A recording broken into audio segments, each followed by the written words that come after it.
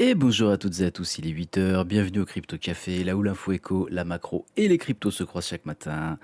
Eh ben écoutez, un petit peu de verre pour démarrer cette semaine, ça fait plaisir, un petit peu de up.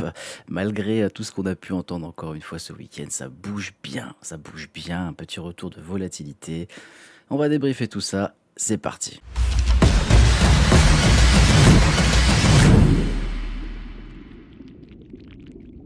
Allez, comme d'habitude, on attaque avec le crypto Fear and Green Index qui est à 37.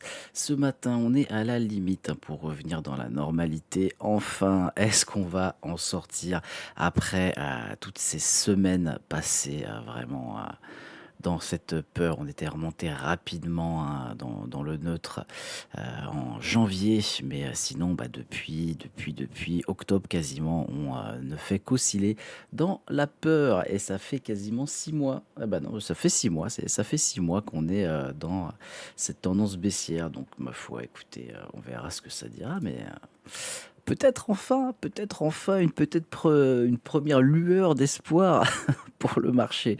On verra ce que ça dira parce que pour l'instant, rien n'est fait, encore une fois. Côté des ETF crypto, écoutez, la semaine dernière, eh ben, on n'a pas eu grand-chose, hein. C'était un peu cuitos sur les ETF. On a eu 25 millions d'entrées sur Bitcoin et quasiment 60 millions de sorties sur Ethereum. Bon, autant dire quasiment rien. Il s'est rien passé pour les ETF. Let's see, hein, let's see. La Bitcoin dominance qui est à 58,4%, Ethereum 10,9% et les autres à 30,7%. C'est pareil, hein, cette Bitcoin dominance qui bouge pas beaucoup. C'est creux, c'est creux, c'est creux. Voilà. Petit up qui fait plaisir encore une fois cette semaine sur bah, la capitalisation globale du marché des cryptos. On verra ce que ça dira. Est-ce que ça va continuer? Est-ce que c'est un vieux fake out tout pété? On verra. On verra. Pour l'instant, rien n'est sûr encore une fois. Côté des prix des cryptos ce matin, allez, on a un Bitcoin qui est à 69 000. Il a dépassé les 69 000 dollars. On a pris 3% avec l'ouverture. Ça fait plaisir. Ethereum, pareil, qui prend 3,76%. On est à 2131 dollars. Les alts qui ont l'air de bouger un petit peu. Pareil, ça fait plaisir. On a quoi de sympa là? On a Cardano qui prend 4,60%. Hype qui prend 2,82%. Chainlink va-t-il revenir aux 10 dollars? 3,50% quasiment pour lui. Là, c'est un petit peu mort, il n'y a pas grand-chose à annoncer. Avax qui prend 5,25% quasiment. On aura pareil, on se rapproche des 10 dollars. Ma foi, suis mon ami 2,80, bon, toujours sous le dollar symbolique. Est-ce qu'il va y revenir? Oui, bien évidemment, ça finira par y revenir, hein. Faut pas s'inquiéter de trop pour lui. ZEC qui avait pris 14% quand même sur une semaine, on le note. Ça fait plaisir. Les privacy coins, hein, toujours sous-cotés à mon sens. La puissance que ça peut apporter, surtout la protection que ça peut apporter, n'est pas à négliger très, très, très clairement. Allez, qu'est-ce qu'on a d'autre de sympatoche? Légèrement rouge de ce côté-là, mais rien de méchant, rien de fifou. Qu'est-ce qu'on a un petit peu plus bas? PP qui prend 4,20%. Bon, forcément, PP très assujetti à Ethereum, donc à suivre. Ça peut être sympa quand vous regardez Ethereum qui part bien comme ça. Vous pouvez aller aussi regarder PP qui va forcément plus ou moins le suivre, hein, j'ai envie de dire. Donc ça peut être pas mal pour se positionner.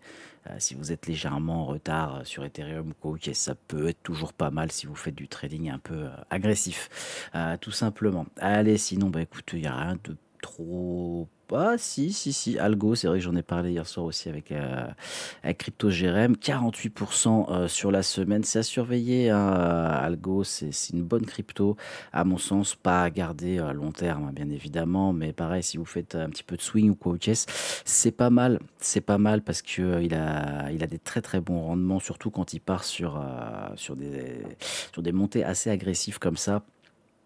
C'est risqué, bien évidemment, mais vous avez toujours des possibilités avec. Donc, c'est à surveiller. Je note aussi Runder, qui est 55e. Normalement, je vais pas en dessous de 50, mais bon.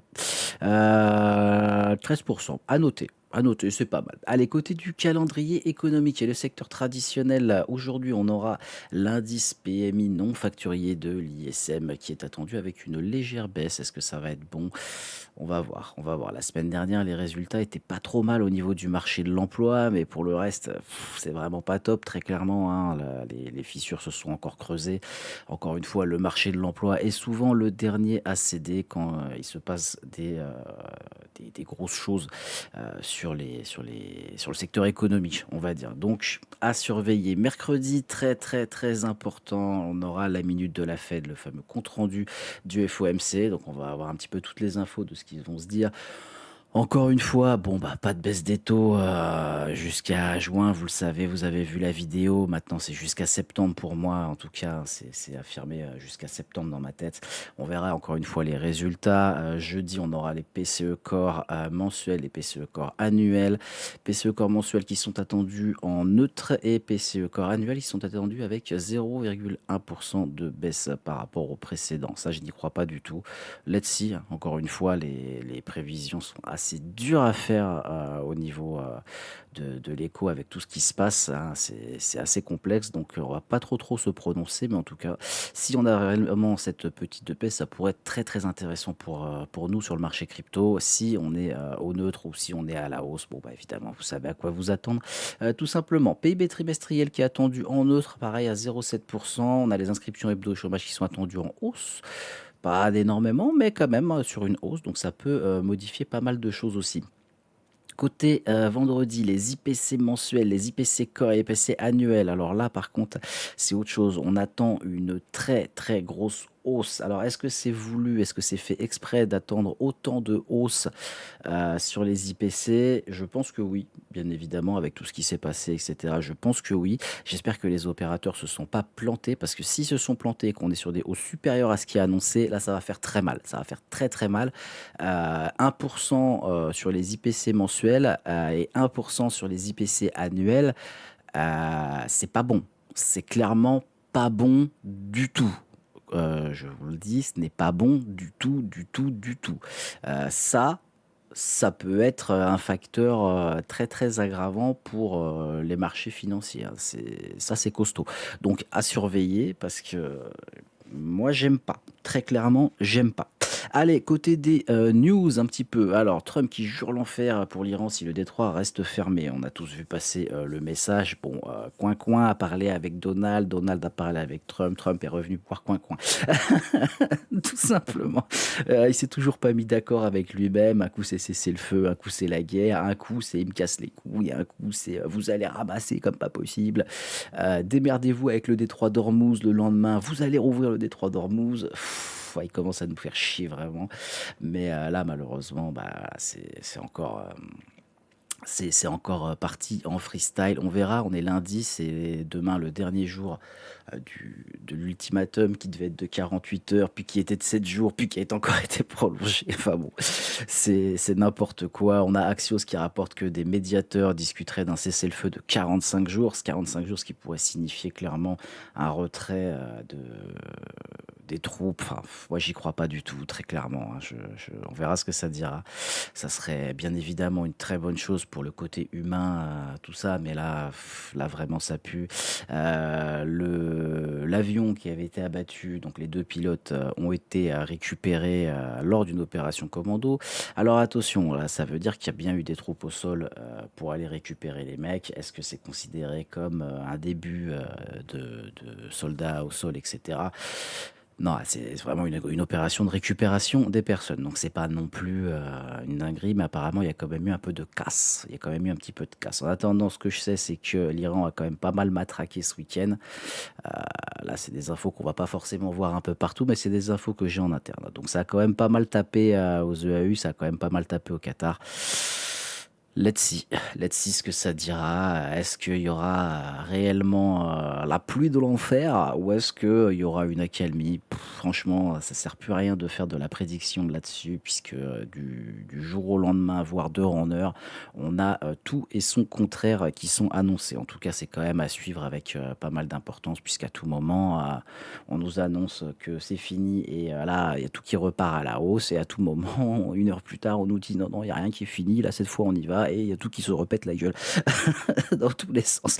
Donc on verra ce que ça dira. En attendant, sinon autre news, on a, l'or qui continue donc de chuter, alors cet article je l'ai bien aimé, hein, parce qu'on va voir qu'on va se marrer un petit peu là-dessus. Donc les données solides pour l'emploi, moi j'appelle pas ça des données solides. Dans cet article, on nous explique que le marché du travail américain enregistre la plus forte création d'emplois depuis 15 mois. Alors je me suis amusé un petit peu à aller regarder la création d'emplois. Donc on a fait 178 000 création d'emplois le 3 avril 2026. On était à 177 000 en mai, hein, donc 1000 près, et 228 000 en avril 2025, donc soit un an. Donc on est entre 11 et 12 mois et non pas 15 mois. Pourquoi je vous dis ça? Vous me dites, oui, mais 2, 3 mois, on s'en fout. Non, 3 mois, c'est un trimestre. Et un trimestre, c'est énormément important pour des résultats. Donc cet article, déjà, ça me fait beaucoup rire. Ça, c'est vraiment un truc qui va faire rassurer les gens. Reuters, en plus, c'est assez coté dans le monde économique, un petit peu international, etc. Et se bananer comme ça d'un trimestre, est mis en ligne il y a 1 heure, hein.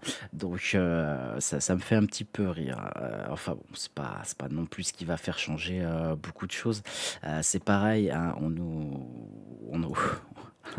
le plus grand nombre depuis décembre 2024, on dit que le chômage est tombé à 4,3%. Alors quand on nous dit le chômage est tombé à 4,3%, super, il a perdu 0,1%, c'est pareil. Moi j'aime bien aller regarder les chiffres sur 5 ans, voilà, directement. Donc on est à 4,3%. Ah ouais, 4,3%. Bah écoutez, on est à la moyenne, hein, de ce qu'on a depuis 2 ans. Voilà. Donc il n'est pas tombé en fait, il est juste resté sur sa moyenne. Et est-ce qu'il va continuer à tomber un petit peu? Bah, malheureusement, si le marché de l'emploi commence à casser, ce marché du travail commence à céder, bah là on va avoir un pic très clairement, hein. Bon, ça faut pas rêver, on n'aura pas un pic comme ça c'était le Covid bien évidemment. Mais ce genre de graphique comme ça, on peut les analyser aussi et à mon sens, ça peut picoter gentiment. Donc c'est à surveiller ce genre d'article. Encore une fois, quand vous lisez ce genre d'article, quand vous êtes un petit peu à gratter quelques infos à droite à gauche, vérifiez toujours. Vérifiez toujours, ça prend beaucoup plus de temps, c'est sûr. Mais au moins, vous avez des informations qui sont solides, des informations qui sont vérifiées et vous n'allez pas vous commencer à vous faire des plans, soit d'investissement, soit de trading ou autre, avec des données qui sont un petit peu erronées, si je puis dire. Voilà, petit tips du lundi matin, histoire de se mettre en forme bien comme il faut. Allez, côté des graphiques, on va commencer avec l'US Oil. Bon, l'US Oil qui rouvre ce matin. On est toujours au-dessus de 110, on est à 111 actuellement. Bon, au niveau du RSI, même si j'aime pas trop le prendre en compte, avec tout ce qui se passe, on pourrait avoir une petite divergence qui pourrait amener une petite baisse. Est-ce que ça va vraiment arriver, hein? Encore une fois, on a quand même pas mal up. Si on se met en 4 heures, ça pourrait être pas mal. Non, on n'a pas cette divergence sur le H4 encore. Mais pourquoi pas retester ici les 105, voire peut-être même récupérer cette zone 101, 102 avant de pouvoir repartir à la hausse. Ça correspondrait à une fausse accalmie, voilà, et non l'Iran qui se met à matraquer ou une connerie comme ça. Donc à surveiller encore une fois. Bon, ma première target a été atteinte, donc maintenant je suis lighty, je me prends pas la tête. Le prix du gazole est toujours aussi élevé et va continuer à mon sens à monter. Côté du Bitcoin, allez, on va faire un petit tour sur notre ami le Bitcoin. Bon, on voit que ça va faire bientôt 2 mois qu'on est dans cette zone. Bah, ça fait 2 mois même, voilà. Ça fait 2 mois qu'on est toujours dans cette espèce de range, qu'on est dans cette espèce, encore une fois, je le dis, je le répète, pour moi, c'est un bear fly. Est-ce que ça va durer encore longtemps? Plus ça va, plus j'en doute. On pourrait avoir du mouvement cette semaine, très clairement. Est-ce qu'on va aller rechercher une zone assez élevée pour se cracher la gueule? Est-ce qu'on va irait chercher plus haut cette fois pour ensuite se cracher la gueule? Encore une fois, je ne vois pas de continuité haussière et de toute façon, tant qu'on est dans cette tendance, hein, je vous avais dit, ça dure en général 1 an, les cycles beer. Voilà, je mets des grandes guillemets, parce que sinon on va encore me massacrer.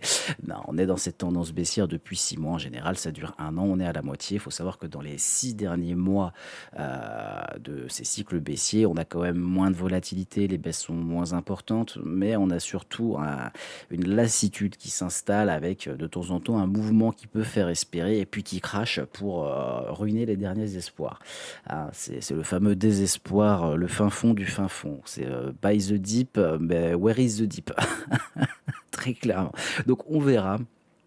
Pour l'instant, il y a pas à se prendre la tête encore une fois, on est en avril, le mois d'avril et les mois de mai généralement, sont assez intéressants pour avoir une vision plus globale, sur ce qui va se passer, en fin d'année, tout simplement. Allez, côté du gold, pareil, je vais faire un petit tour aussi, j'aime bien en ce moment le gold, enfin depuis quelques mois, j'aime bien ce petit gold. Bon, on a ce petit canal ascendant qui s'est créé, on est allé chercher en bas. Est-ce qu'on pourrait aller chercher plus haut pour ensuite se péter la gueule? Je ne pense pas.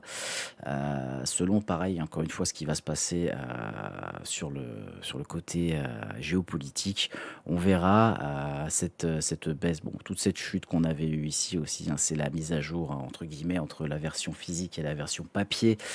Ce qu'on avait eu ici, c'est pareil, hein, donc bon, il y a un petit équilibrage qui est en train d'être fait par les opérateurs, j'ai l'impression, et c'est pour ça que dans la dernière vidéo aussi, je vous avais dit, si vous voulez, rentrer sur du gold, préférez quand même une version, physique à une version papier, vous serez moins, emmerdé. Encore une fois, pour moi, c'est pas le moment d'en acheter, on est toujours très haut, 4670, sur le gold, on est, quasiment à la hauteur de la TH, donc non, non, c'est clairement pas le moment d'en acheter, à mon sens, encore une fois. Voilà, après ça c'est perso, je préfère acheter du bitcoin que du gold à ce prix-là, très clairement.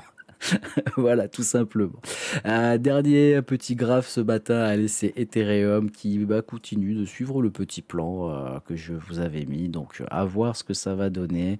Il y a une espèce de divergence. Bon, c'en est pas encore une pour moi, hein, très clairement. Mais on est pas mal, on est pas mal. On avait eu la première target début février, on avait retouché fin février. Est-ce qu'on pourrait aller chercher quand même plus bas? Moi, ça m'intéresserait, hein, qu'on aille chercher plus bas. Si on regarde en daily, ça c'est intéressant ça. Ça c'est intéressant. Alors sur le RSI, ouais, des fois moi j'aime bien voir, aussi des figures, des espèces de petits patterns. Là, on peut voir qu'il y a une espèce de petite ETE inversée ici, donc épaule, tête, épaule sur le RSI en daily, c'est pas mal. Donc ça pourrait, nous donner quand même un petit up sur le daily, même un up bien sympathique sur du daily. Ça pourrait, même monter, permettre d'aller clôturer, en surachat. Ça pourrait être pas mal, ça pourrait être pas mal. Si on va clôturer le surachat, par contre, je vais me gaver, en allant sur un short après. À surveiller très fortement, on peut même le voir, je suis en train de regarder, on peut même la voir ici, cette petite ETE. Alors c'est intéressant. Je la vois en direct, hein, je l'avais pas du tout vue, celle-là. Attendez, c'est où déjà? Je sais même plus où c'est tellement ça fait longtemps que j'en ai pas posé. De mémoire, c'est là, hein. Voilà, petite ETE, et on va se mettre même comme ça, on la voit magnifiquement. Ouais, tac, tac, tac, tac, tac. Voilà, grosso modo, on pourrait avoir un truc comme ça. Voilà, tac, grosso modo. Là, je vous le trace vraiment à l'arrache.com. Faudra regarder ce que ça dit sur du petit 4 heures comme ça. Ouais, ça peut en être une, hein. Ça peut en être une, très clairement. Donc, moi, ça me choque pas. Moi, ça me choque pas, sur ce genre de graphique, ce qu'on a généralement. Je vous le fais à l'arrache, hein. Généralement, je n'en fais pas, mais là, je viens de l'avoir, donc je me dis, tiens, ça peut être sympa. On pourrait avoir cette continuité comme ça, retester, tac, tac, et pouvoir péter à la hausse comme ça. Voilà. Ça pourrait être pas mal. Ça pourrait être pas mal. Par contre, si on arrive ici, je pense qu'on va s'écraser après. On verra, c'est à surveiller. Je viens de vous le poser comme ça. Rien n'est fait, vous faites ce que vous voulez encore une fois, mais il est possible que moi j'aille me prendre un petit long, légèrement sur la journée ou sur cette fin de semaine. En tout cas, encore une fois, j'attends du mouvement très clairement, cette semaine, puisque là on arrive sur ces fameux 2 mois de latéralisation. Il y a eu des mouvements dedans, mais c'est une latéralisation très clairement. On verra ce que ça dira et encore une fois, viser long terme, viser long terme. Moi, pour moi, cette baisse n'est pas terminée avant septembre, voire octobre. Donc, on verra ce que ça dira. Ladies and gentlemen, c'est tout pour moi ce matin. Je vous souhaite à toutes et à tous une excellente semaine, un excellent début de semaine, un excellent lundi. On reste zen, on profite. Les beaux jours commencent à revenir. Il fait un petit peu beau. C'est le moment d'aller profiter aussi le soir en terrasse et de se reposer avant que les marchés repartent vraiment comme il faut et qu'on en profite tous. Je vous fais une bise.